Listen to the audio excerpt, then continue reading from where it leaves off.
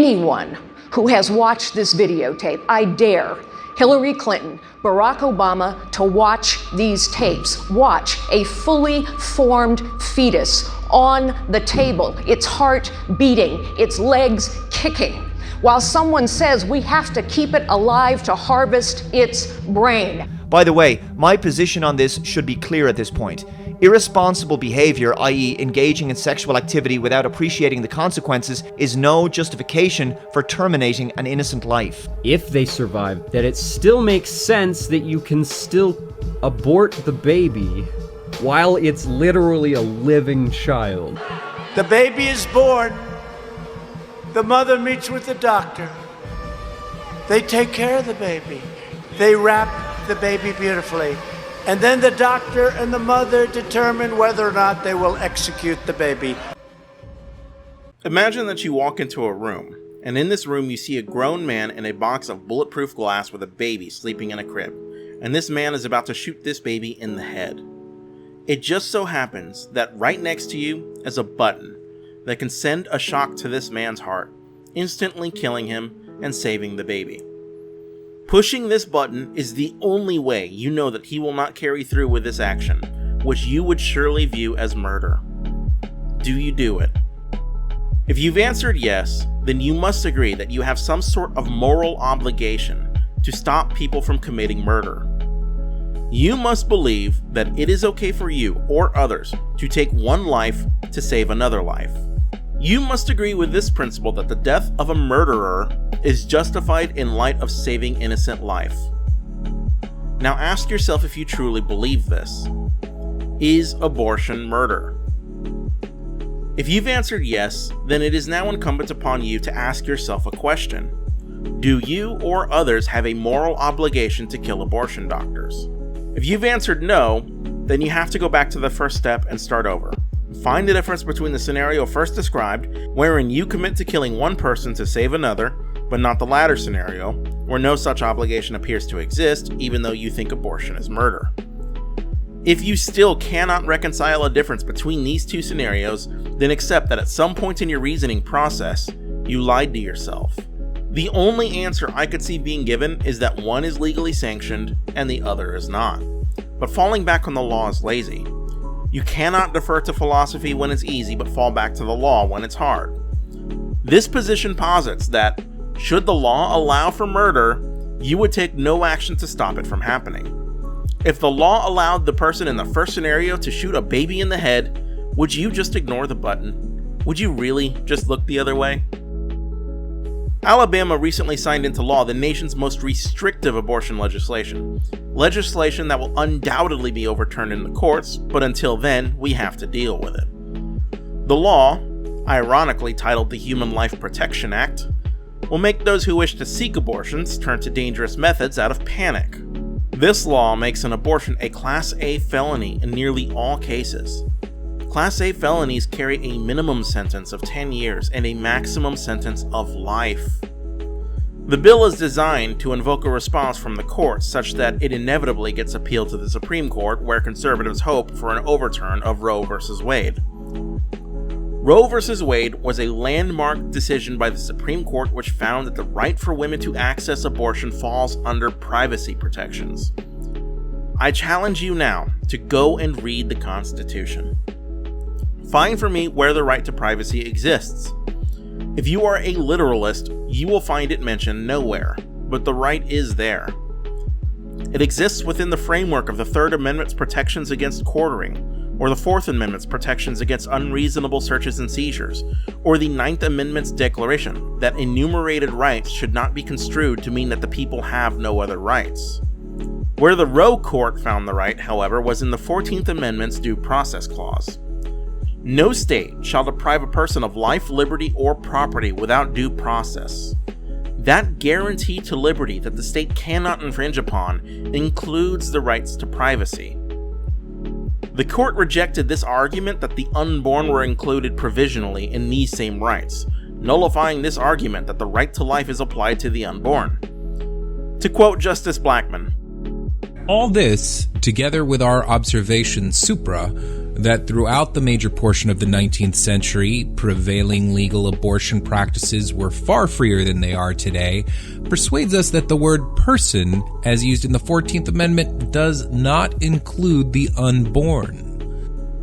And further, from the Roe opinion, Texas urges that, apart from the 14th Amendment, life begins at conception and is present throughout pregnancy, and that, therefore, the state has a compelling interest in protecting that life from and after conception. We need not resolve the difficult question as to when life begins.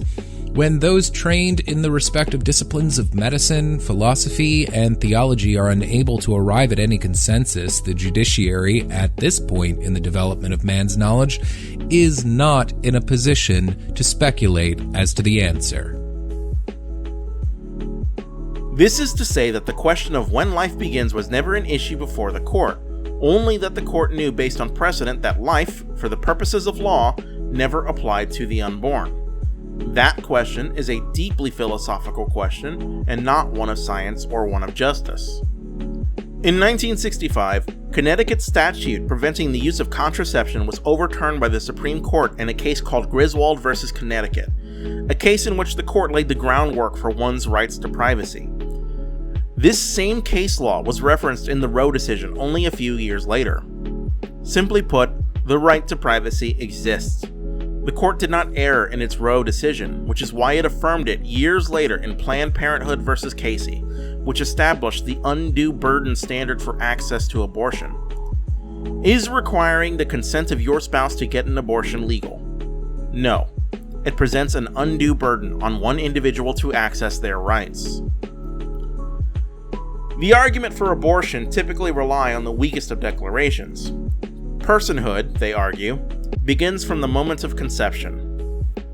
Conception itself is a process, but I think what most who argue this think is that personhood begins the moment a sperm meets an egg. This thinking is flawed. Is a chicken egg a chicken? Is an oak seed an oak tree? And even if we grant that this is a person from the moment of conception, there are numerous problems with this standard. What if conception happens, but not implantation? And when in conception? When cellular division happens? If conception happens and a woman takes a pill to stop the implantation, is that an abortion? If a sperm meets an egg, and the sperm is then teleported out of the egg through some weird futuristic magic powers, is that murder? This standard is clearly inadequate. The Alabama standard was set at 6 weeks when the law declared that heartbeat begins, even though heartbeat begins around 4 weeks. The problem with this is that it is not uncommon for women to not realize they are even pregnant at this stage of the pregnancy. Does this standard present undue burden? You would be hard-pressed to say no. It restricts women access to their rights before they even realize a need to utilize them. It is producing the warrant after the search. It is presenting the attorney after the trial. Do you know what an embryo looks like at 6 weeks development? It looks like this. Less than the size of a quarter, organs improperly developed, enlarged and malformed head. No viability. One day it could become a person, but currently, this is as much a person as fertilized egg yolk is a chicken. Let's suppose that God himself wipes out all government in the world and personally appoints you dictator with unlimited legislative power. What punishment should women who receive abortions get? If you truly believe it is murder, should they be tried for murder? If a doctor performs an abortion, should they be executed, as some states would execute any other murderer? These are the questions one must confront if they truly believe abortion to be murder. Murder requires punishment. In an essay entitled A Defense of Abortion, Judith Thomas explores the philosophical quandaries present with abortion if we grant personhood starting with conception. This argument is famously known as the Violinist argument. In it, Judith posits this scenario. You wake up in the morning and find yourself back to back in bed with an unconscious violinist, a famous unconscious violinist. He has been found to have a fatal kidney ailment, and the Society of Music Lovers has canvassed all the available medical records and found that you alone have the right blood type to help. They have therefore kidnapped you, and last night the violinist's circulatory system was plugged into yours, so that your kidneys can be used to extract poisons from his blood as well as your own. The director of the hospital now tells you, "Look, we're sorry the Society of Music Lovers did this to you. We would never have permitted it if we had known." But still, they did it, and the violinist is now plugged into you. To unplug you would be to kill him. But never mind, it's only for 9 months. By then, he will have recovered from his ailment and can safely be unplugged from you. Is it morally incumbent on you to accede to the situation? No doubt it would be very nice of you if you did, a great kindness, but do you have to accede to it? What if it were not 9 months but 9 years, or longer still? What if the director of the hospital says, "Tough luck, I agree, but now you've got to stay in bed with the violinist plugged into you for the rest of your life"?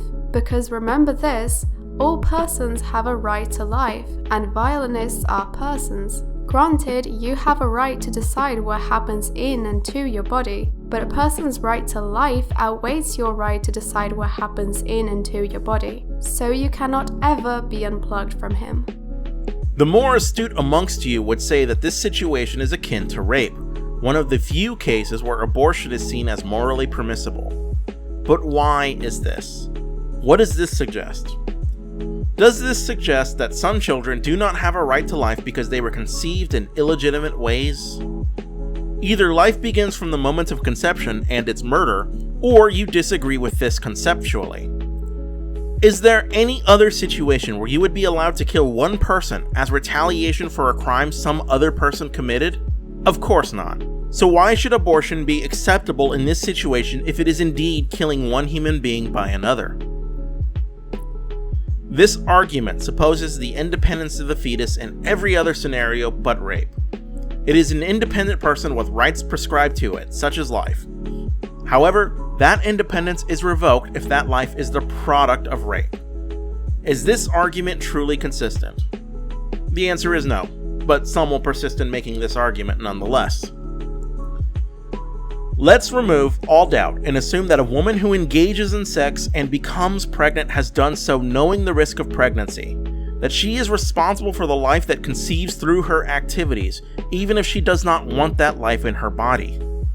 Judith has an answer for those concerned with this conundrum. If the room is stuffy and I therefore open a window to air it and a burglar climbs in, it would be absurd to say, now he can stay. She's given him a right to the use of her house, for she is particularly responsible for his presence there, having voluntarily done what enabled him to get in full knowledge that there are such things as burglars, and that burglars burgle.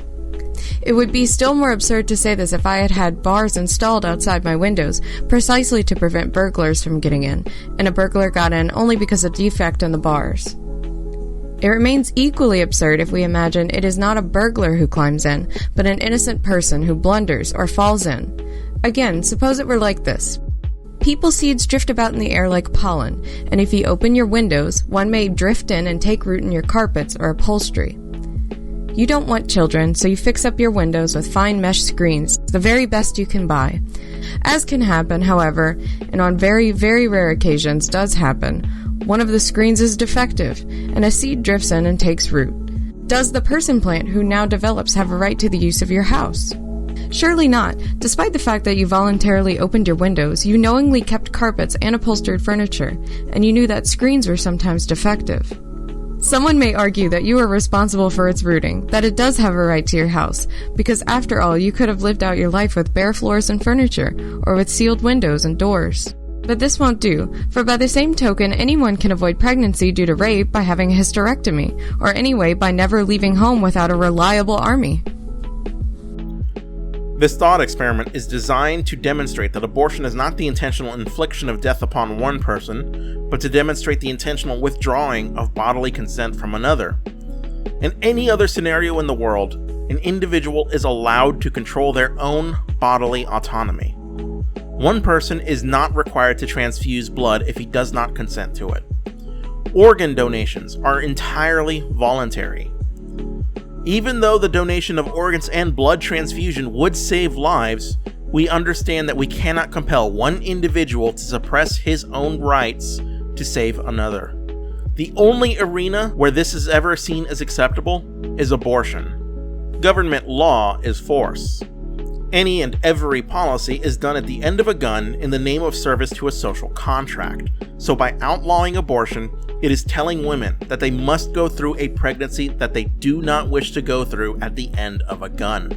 Of course, this all grants that the true purpose of abortion restriction is to save a life. But often, conservatives lie to themselves about their own motivations and use restrictions as a backdoor way to control the bodies of women.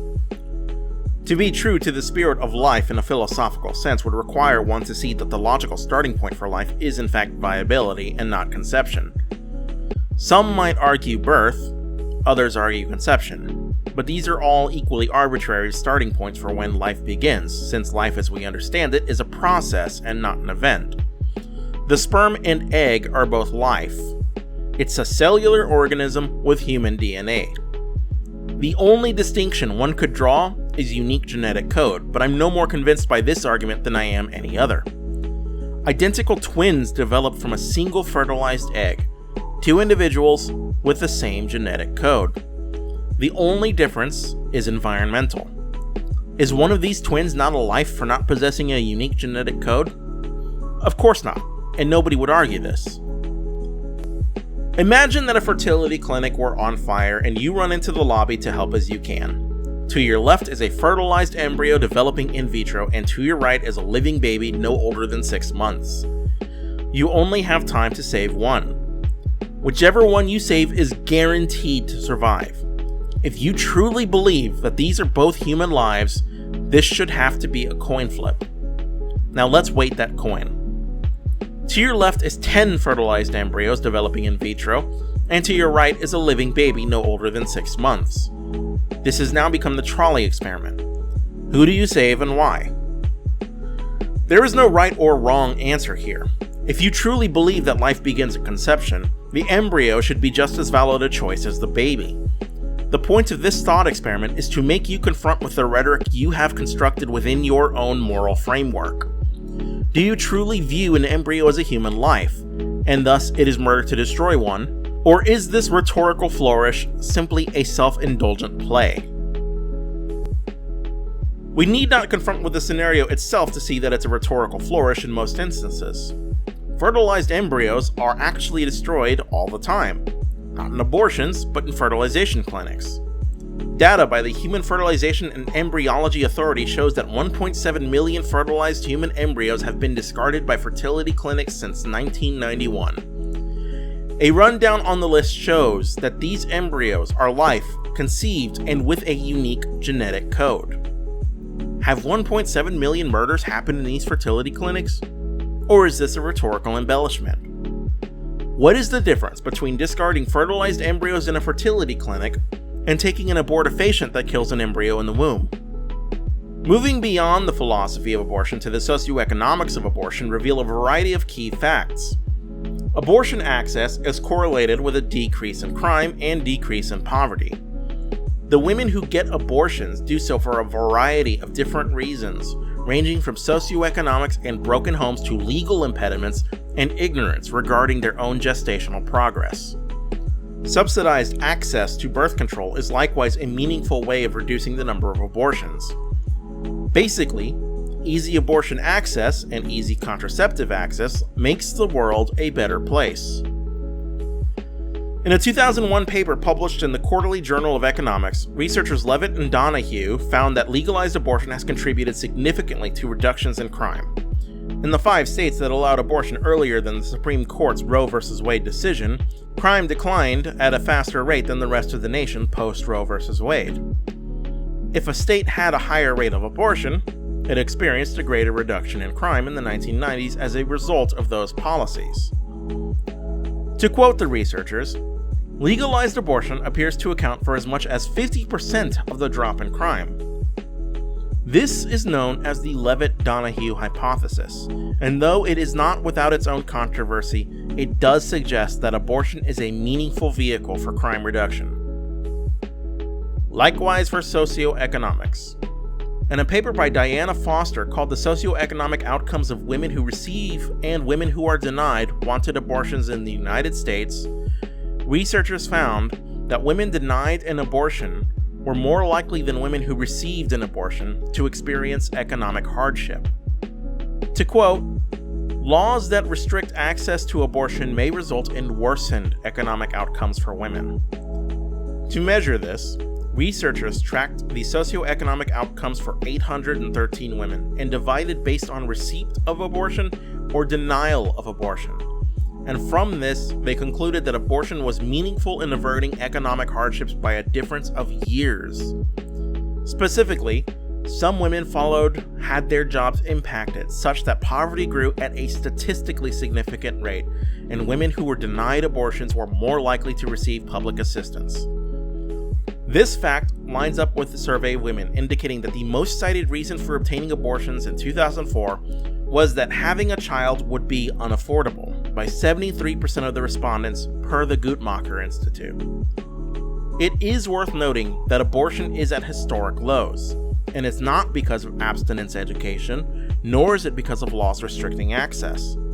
In fact, states with abstinence-only education see higher rates of teen pregnancy than states with comprehensive sex education. It's due to better access to contraceptives. Public funding for contraceptives is one of those rare situations in which everybody wins. Social conservatives see less abortion. Fiscal libertarians see less welfare.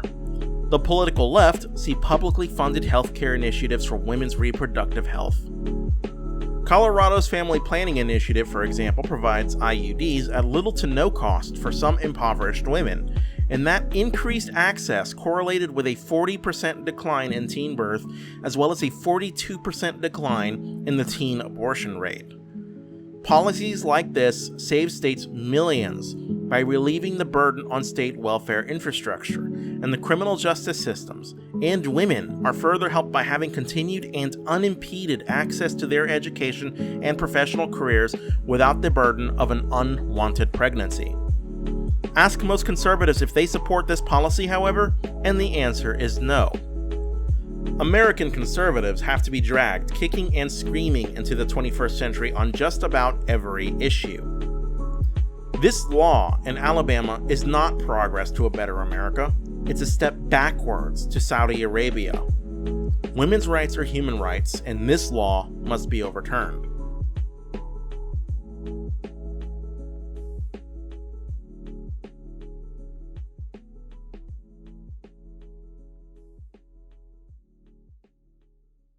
One in 5 children struggles with hunger in America. I lived on ramen noodles.